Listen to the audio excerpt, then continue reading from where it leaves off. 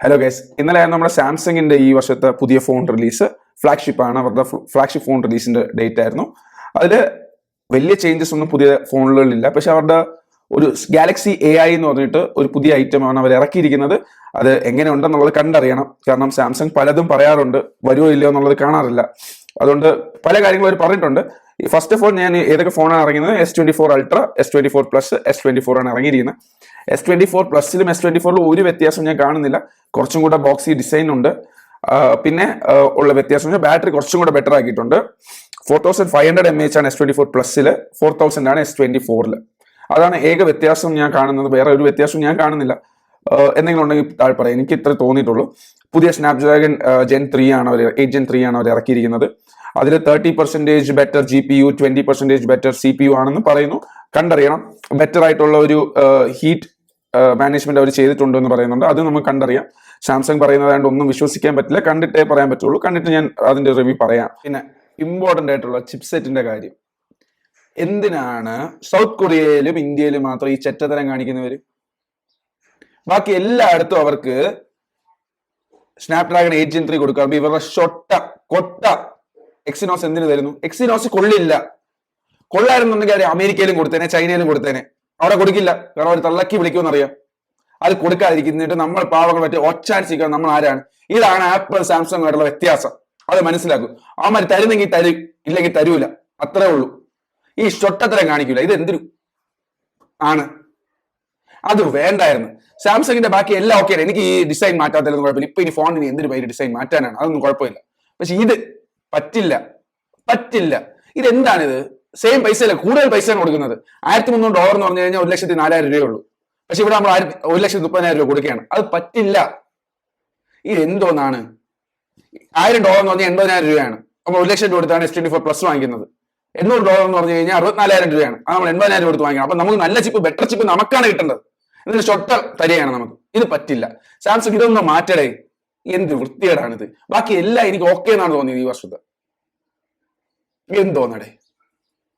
പിന്നെ എനിക്ക് ഏറ്റവും നല്ലതായിട്ട് തോന്നിയത് ഇവര് 2600 ബ്രൈറ്റ്നെസ് ഉള്ള നിറ്റ്സ് ഉള്ള ഒരു ഡിസ്പ്ലേ ആണ് ഇപ്രാവശ്യം പ്രൊവൈഡ് ചെയ്യുന്നത്. അത് ബെസ്റ്റ് ഇൻ ക്ലാസ് ആണ്. ഇപ്പൊ ഐഫോണിൽ പോലും ഇല്ല, വേറെ ഒരു ഫോണിലും 2600 നിറ്റ്സ് ഉള്ള ഒരു ഡിസ്പ്ലേ കൊടുക്കാറില്ല. സാംസങ് അറിയാലോ, സാംസങ്ങിന്റെ ഡിസ്പ്ലേ ആണ് അവരുടെ മെയിൻ ഐറ്റം. പിന്നെ അവര് ഇനി അൾട്രയിലാണ് വ്യത്യാസങ്ങളുള്ളത്. അൾട്രയിലുള്ള വ്യത്യാസം എന്ന് വെച്ചാൽ ടൈറ്റേനിയം കൊടുത്തിട്ടുണ്ട്. ആപ്പിളിനെ കോപ്പി വെച്ച് എന്തായാലും ടൈറ്റേനിയം കൊടുത്താലേ പറ്റും, അവർക്ക് വേറെ വഴിയില്ല. പിന്നെ അവർ കൊടുത്തിട്ടുള്ള വേറെ ഐറ്റങ്ങൾ എന്ന് പറഞ്ഞാൽ പുതിയ ഗൊറില്ല ഗ്ലാസ് ഇറക്കിയിട്ടുണ്ട്. അതായത് ഗൊറില്ല ഗ്ലാസ് ആർമർ എന്ന് പറഞ്ഞിട്ട് 75% മോർ സ്ക്രാച്ച് റെസിസ്റ്റന്റ് ആണെന്നാണ് ഗൊറില്ല പറയുന്നത്. ഗൊറില്ലയിലെ സ്കോർണിംഗ് പറയുന്നത്. അത് കണ്ടറിയണം. 75% മോർ ആണെന്നുള്ള കണ്ടറിയണം. ഒട്ടും സ്ക്രാച്ച് ആവില്ല. അത് ചെറിയ എവരിത്തിങ് നോക്കിക്കോളും. നമ്മൾ നോക്കേണ്ട ആവശ്യമില്ലല്ലോ. അത് പുള്ളിക്കാരൻ നോക്കിയിട്ട് പറഞ്ഞു തരും.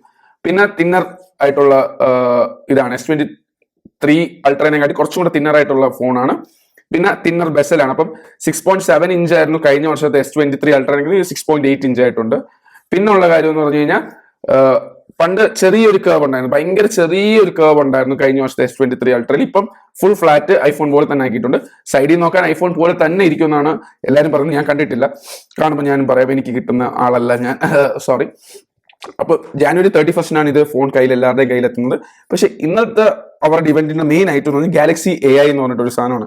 അത് എല്ലാ ഫോണും ഇനിയിപ്പോ AI എടുക്കും. അത് ആൻഡ്രോയിഡ് AI എടുക്കുമ്പോഴത്തേക്ക് എന്തുമാത്രം പ്രൈവസി ഇൻട്രൂഷൻ ഉണ്ടാവും, പ്രൈവസിന്റെ പ്രശ്നം ഉണ്ടാവും എന്നുള്ളത് നമുക്ക് കണ്ടറിയേണ്ടിയിരിക്കുന്നു. അതിന്റെ മെയിൻ കാര്യങ്ങളെന്ന് വെച്ച് കഴിഞ്ഞാൽ ഒരു കോൾ വിളിച്ചുകൊണ്ടിരിക്കുമ്പോൾ തന്നെ നമുക്ക് അത് സത്യം പറഞ്ഞു കഴിഞ്ഞാൽ ഇത് ഗൂഗിൾ ആൻഡ്രോയിഡ് എല്ലാത്തിലും കൊടുക്കുന്നതാണ്. പക്ഷെ അവര് സാംസങ്ങായിട്ട് കുറച്ചും കൂടി ഇന്റഗ്രേറ്റ് ചെയ്തിട്ടുണ്ടെന്ന് ഗൂഗിളിന്റെ ആൾക്കാർ വരെ ആ ഇവന്റിൽ വന്ന് പറഞ്ഞിട്ടാണ് അവർ ഇൻട്രൊഡ്യൂസ് ചെയ്യുന്നത്. അതായത് ഒരു കോൾ വിളിച്ചുകൊണ്ടിരിക്കുമ്പോൾ അപ്പുറത്തെ ആൾ നമുക്ക് അറിഞ്ഞൂടെ. ഇപ്പം ഞാനിപ്പോൾ ബാംഗ്ലൂരിലാണ് താമസിക്കുന്നത്. ഇപ്പൊ കന്നഡയിൽ ഒരാൾ പറയുകയാണെങ്കിൽ ഫോൺ തന്നെ ട്രാൻസ്ലേറ്റ് ചെയ്ത് നമുക്ക് മലയാളത്തിലോ ഇംഗ്ലീഷിലോ ആക്കി തരും. അതും നമ്മുടെ ലിംഗോയിലേക്ക് ആക്കി തരും എന്നൊക്കെയാണ് പറയുന്നത്. കണ്ടറിയണം. അതേപോലെ നമ്മൾ തിരിച്ച് സംസാരിച്ചാലും നമ്മുടെ വാക്കുകൾ അവരെടുത്തിട്ട് പുതിയ കാര്യം അവിടെ എത്തിക്കുമെന്നാണ് പറയുന്നത്.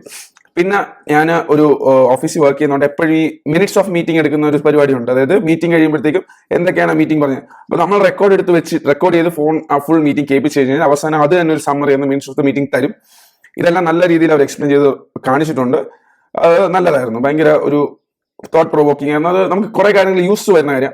പക്ഷെ ഏറ്റവും വലിയ ഫീച്ചർ ഞാൻ കണ്ടതിൽ ഈ വർഷം സാംസങ് കൊണ്ടുവന്ന ഏറ്റവും വലിയ ഫീച്ചർ എന്ന് പറഞ്ഞാൽ സർക്കിൾ ടു സെർച്ച് എന്ന് പറഞ്ഞിട്ടൊരു ഓപ്ഷനാണ് ഗൂഗിളിന്റെ. അതായത് നമ്മൾ എപ്പോഴും ഇപ്പം ഇൻസ്റ്റാഗ്രാമിൽ മോഹൻലാലിന്റെ ഫോട്ടോ കാണുന്നു, അത് മോഹൻലാൽ ഇട്ടിരിക്കുന്ന ഷർട്ട് ഏതാണ്, വാച്ച് ഏതാണ് എന്നുള്ള ഡൗട്ട് നമുക്ക് വരും. അല്ലെങ്കിൽ ഒരു വേറൊരാൾ ഉപയോഗിക്കുന്ന ഫോൺ ഏതാണ്, അല്ലെങ്കിൽ വേറൊരാൾ ഉപയോഗിക്കുന്ന ഒരു സ്പീക്കർ ഏതാണ്, ഹെഡ്സെറ്റ് ഏതാണ്, നമുക്ക് എപ്പോഴും ഡൗട്ട് വരാറുണ്ട് ചില ഫോട്ടോസ് നമ്മൾ സോഷ്യൽ മീഡിയ കാണുമ്പോഴത്തേക്കും. അപ്പം നമുക്ക് സാംസങ്ങിന്റെ ഹോം ബട്ടൺ പ്രസ് ചെയ്ത് വെച്ചിട്ട് ഒരു ലേ ഔട്ട് വരും. അപ്പൊ നമ്മൾ ജസ്റ്റ് സർക്കിൾ ചെയ്ത് കഴിഞ്ഞാൽ തന്നെ ഗൂഗിൾ സെർച്ചിലോട്ട് പോകും. നോർമലി നമ്മൾ എന്താ ചെയ്യുന്നത്, സ്ക്രീൻഷോട്ട് എടുത്തിട്ട് അത് ഗൂഗിൾ ഇമേജസിലോ എന്തെങ്കിലും ചെയ്ത് കൊണ്ടുപോയി കാണിച്ചാണ് നമ്മൾ എപ്പോഴും ഇപ്പൊ സെർച്ച് ചെയ്യുന്ന ഒരു സാധനം കണ്ടിട്ട് അത് എന്താണെന്ന് അറിയാൻ വേണ്ടി. അത് നമ്മൾ ആപ്പിൽ നിന്ന് മാറാതെ ആ ആപ്പിൽ തന്നെ നിന്നുകൊണ്ട് നമുക്ക് ആ പ്രോഡക്റ്റിനെ കുറിച്ചുള്ള ഇൻഫർമേഷനും ആ കാര്യത്തിനെ കുറിച്ചുള്ള ഇൻഫർമേഷനും കിട്ടും. പിന്നെ എനിക്ക് ഏറ്റവും ഇഷ്ടപ്പെട്ട കാര്യം, എപ്പോഴും ഉണ്ടല്ലോ നമ്മുടെ ഫ്രണ്ട്സ്, ഇവിടെ ഏത് കട കൊള്ളാം, ഇവിടെ ഏത് ബാർ കൊള്ളാം, അപ്പുറത്ത് ഏത് തുണി വാങ്ങിക്കുന്ന കട അവിടെ എഴുതുന്നുണ്ട് എന്നുള്ളൊരു മെസ്സേജ് അയച്ചു കഴിഞ്ഞാൽ ആ മെസ്സേജ് നമുക്ക് ഗൂഗിൾ AI ഇട്ട് കഴിഞ്ഞു കഴിഞ്ഞാൽ, സാംസങ് AI എന്നാണ് അവർ വിളിക്കുന്നത്, ഗാലക്സി AI എന്നാണ് അവർ വിളിക്കുന്നത്, അതിലേക്ക് ഇട്ട് കഴിഞ്ഞു കഴിഞ്ഞാൽ അതിന്റെ റിസൾട്ട് അപ്പം തന്നെ പറയും. നമുക്ക് ആ മെസ്സേജ് ബോക്സിൽ നിന്ന് ഇറങ്ങണം, നമ്മൾ പോയി ഗൂഗിളിൽ ടൈപ്പ് ചെയ്ത് നോക്കണ്ട, അവിടെ തന്നെ വരും. പിന്നെ ഈ ആൻഡ്രോയിഡ് ഓട്ടോ ഉണ്ടല്ലോ, ഈ കാറിന്റെ അകത്തുള്ള ആൻഡ്രോയിഡിന്റെ ഇത്, കാർപ്ലേ ഭയങ്കര നല്ലത്, ആക്ച്വലി ഭയങ്കര നല്ലത്, better, so much better than Android auto ആണ്. iOS-ഉം ആൻഡ്രോയിഡും തമ്മിൽ വലിയ വ്യത്യാസമില്ല, കാർപ്ലേയും ആൻഡ്രോയിഡ് ഓട്ടോ തമ്മിൽ ഭയങ്കര അമ്പാനായിട്ടുള്ള വ്യത്യാസം ഉണ്ടായിരുന്നു. പക്ഷെ ഇപ്രാവശ്യം അവർ കുറച്ചും കൂടെ ആൻഡ്രോയിഡ് ഓട്ടോയിലേക്ക് കോൺസെൻട്രേറ്റ് ചെയ്തിട്ടുണ്ട്. അതായത് നമ്മളിപ്പം നമ്മുടെ ഫോണിലോട്ട് ഒരു ലൊക്കേഷൻ വരും, നമ്മുടെ ഫ്രണ്ടിന്റെ ഇവിടെ വാടകയെന്ന് പറഞ്ഞിട്ട്, അപ്പോൾ അത് അവരെ തന്നെ ക്യാപ്ചർ ചെയ്തിട്ട് നമ്മുടെ കാറിലോട്ട് ആ ലൊക്കേഷൻ ഇട്ട് നമ്മൾ അങ്ങോട്ട് ഡയറക്റ്റ് ചെയ്യും. എന്നിട്ട് നമ്മുടെ ലൈവ് ലൊക്കേഷനും ഷെയർ ചെയ്ത് കൊടുക്കാനുള്ള ഒരു ഓപ്ഷനും കൂടെ ഉണ്ട്. വിത്തൗട്ട് നമ്മൾ ഫോൺ എടുത്ത് ഇങ്ങനെ ടൈപ്പ് ചെയ്യാതെ അവിടെ എത്താനുള്ള ഓപ്ഷൻ നമുക്കുണ്ട്. അതൊരു അടിപൊളി സാധനമായിട്ടാണ് എനിക്ക് തോന്നിയത്. പിന്നെ ഇതിൽ ഏറ്റവും ബെസ്റ്റ് ആയിട്ടുള്ള ഞാൻ കണ്ട സാധനം എന്ന് പറയുന്നത് അവരുടെ ഗാലക്സി ഹെൽത്ത് ആപ്പ് ഭയങ്കര ഇമ്പ്രൂവ്മെന്റ് ഉണ്ടെന്നാണ് പറയുന്നത്. നമ്മൾ ഇന്ന് എത്ര നല്ലപോലെ ഉറങ്ങി, എത്ര നല്ലപോലെ നമ്മൾ വർക്ക്ഔട്ട് ചെയ്തു, ഫുഡ് കഴിക്കുന്നതിന്റെ കാര്യങ്ങൾ, ഇതെല്ലാം നോക്കുന്ന ഒരു പുതിയ ഗാലക്സി ഹെൽത്ത് അവർ കൊണ്ടുവരുമെന്നാണ് പറയുന്നത്. പിന്നെ ആദ്യമായി ഇപ്പൊ എല്ലാ ഐഫോൺ യൂസേഴ്സും നമ്മുടെ അടുത്ത് പറയുന്നതും എല്ലാ ആൻഡ്രോയിഡ് യൂസേഴ്സിന്റെ ഒരു കംപ്ലൈന്റ് ആണ്, നമ്മൾ എടുത്ത ഫോട്ടോ അല്ല ഇൻസ്റ്റാഗ്രാമിൽ വന്നത് എന്നുള്ളത്. അതെല്ലാവരും കേട്ട് കാണണം. നമ്മൾ എടുത്ത ഫോട്ടോ നമ്മൾ ആൻഡ്രോയിഡ് ഫോണിൽ കൂടെ അപ്ലോഡ് ചെയ്യുമ്പോഴത്തേക്കും അതിന്റെ ഒരു 30% ക്വാളിറ്റി പോവുകയാണ്. അപ്പൊ ആദ്യമായി ഇൻസ്റ്റാഗ്രാമിൽ HDR എനേബിൾഡ് ഫോട്ടോ അപ്ലോഡ് ചെയ്യാൻ പറ്റുന്ന ഫോണാവും S24 ലൈൻ ഓഫ് ഫോൺസ്. അതൊരു നല്ല കാര്യമാണ്. കാരണം എനിക്ക് എപ്പോഴും തോന്നിയിട്ടുണ്ട്, നമ്മൾ ഐഫോണിൽ എടുക്കുന്ന ഒരു ഫോട്ടോ നമ്മൾ ഇൻസ്റ്റാഗ്രാമിലോ സോഷ്യൽ മീഡിയയിലോ ഇടുമ്പോഴത്തേക്കും അത് കറക്റ്റ് നമ്മൾ എടുത്ത പോലെ തന്നെ ഇരിക്കാറുണ്ട്.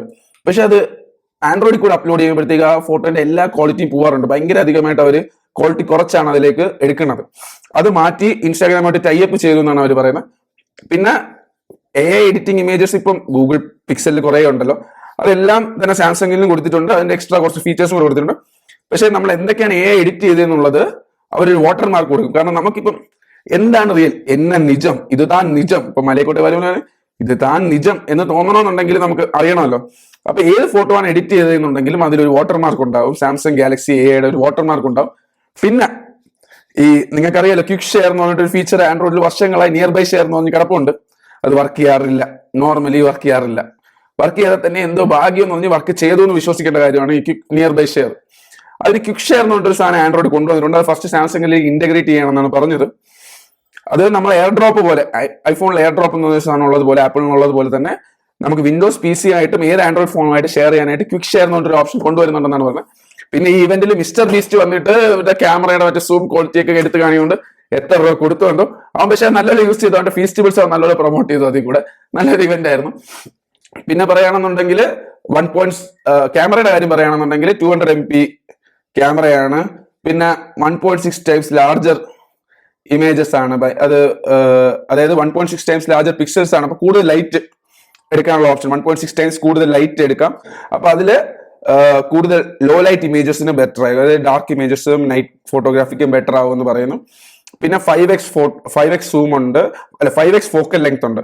ഇത്രയും നാൾ അവരുടെ 3.8 കഴിഞ്ഞ് കഴിഞ്ഞാൽ 10 ആയിരുന്നു. ഇപ്പൊ 5 ഫോക്കൽ ലെങ്ത് ഉള്ള ഒരു ക്യാമറ ഉണ്ട്. അതിന് 50 മെഗാ പിക്സൽ ക്യാമറയാണ്. പക്ഷെ 12 MP ഫോട്ടോസ് വരുന്നത്. പക്ഷെ that would be much better എന്നാണ് അവരുടെ അവകാശവാദം. നമുക്ക് കണ്ടറിയാം എല്ലാത്തിലും. അതായത് ഞാൻ പ്രതീക്ഷിച്ചിരുന്നത് S24 അൾട്രയിൽ മാത്രമേ സ്നാപ്ഡ്രാഗൺ 8 Gen 3 ബാക്കി മറ്റേ ഷോട്ടെ എക്സിനോസ് ഇറക്കുമെന്നാണ് ഞാൻ പ്രതീക്ഷിച്ചിരുന്നത്. പക്ഷെ അങ്ങനെയല്ല, 3 അവർ സ്നാപ്ഡ്രാഗൺ 8 Gen 3 തന്നിട്ടുണ്ട്. $1,300 ആണ് S24 അൾട്രയ്ക്ക്, $1,000 ആണ് S24 പ്ലസിന്, $799 ആണ് S24. അപ്പം ഇതാണ് സാംസങ് ഇന്നലെ പറഞ്ഞ കാര്യം. പിന്നെ സർപ്രൈസ് ആയിട്ട് അവർ പറഞ്ഞിരിക്കുന്ന സാംസങ് റിംഗ് എന്ന് പറഞ്ഞിട്ട്, ഗാലക്സി റിംഗ് എന്ന് പറഞ്ഞിട്ട് ഐറ്റം ആണ്. നമ്മുടെ കയ്യിൽ ഒരു റിംഗ് പോലെ ഇട്ട് നമ്മുടെ ട്രാക്കിംഗ് ചെയ്യാൻ പറ്റുന്ന ഒരു സാധനം വരുമെന്നാണ് പറഞ്ഞത്. പക്ഷെ അതിനെക്കുറിച്ച് കൂടുതൽ എക്സ്പ്ലെയിൻ ചെയ്തിട്ടില്ല. കണ്ടറിയണം എന്താണെന്നുള്ളത്. അത് ഇതുവരെ ഒന്നും കൂടുതൽ എക്സ്പ്ലെയിൻ ചെയ്തിട്ടില്ല. ഇപ്പം ഇന്നലത്തെ അൺപാക്ഡ് ഇവന്റ് ഇതാണ്. എല്ലാവർക്കും എനിക്ക് ടെക് ഭയങ്കര ഇഷ്ടമുള്ള ഒരാളാണ്. എനിക്കിങ്ങനെ പറയാൻ ഇഷ്ടം, അതുകൊണ്ട് പറയുന്നു. ആൾക്കാർക്ക് ഇഷ്ടപ്പെടുന്നുണ്ടെങ്കിൽ താഴെ കമന്റ് ചെയ്യുക, ലൈക്ക് ചെയ്യുക. Bye bye. ഒരു കാര്യം വിട്ടുപോയി, ആപ്പിളിലുള്ള പോലെ തന്നെ ഇപ്പം നമ്മുടെ ഒരു ഫോട്ടോ എടുത്താൽ നമ്മളെ മാത്രം കോപ്പി ചെയ്തൊരു സ്റ്റിക്കർ എടുക്കാൻ പറ്റുന്ന ഒരു സാധനം ഉണ്ട്, അല്ലെങ്കിൽ ഞെക്കി പിടിച്ചിട്ട് ഇങ്ങനെ സൈഡിൽ കൂടി ഇത് വരുന്നത്, അത് കോപ്പി അടിച്ചിട്ടുണ്ട്. അത് ഓക്കെയാണ്, കൊള്ളാം, അത് നല്ലതാണ്.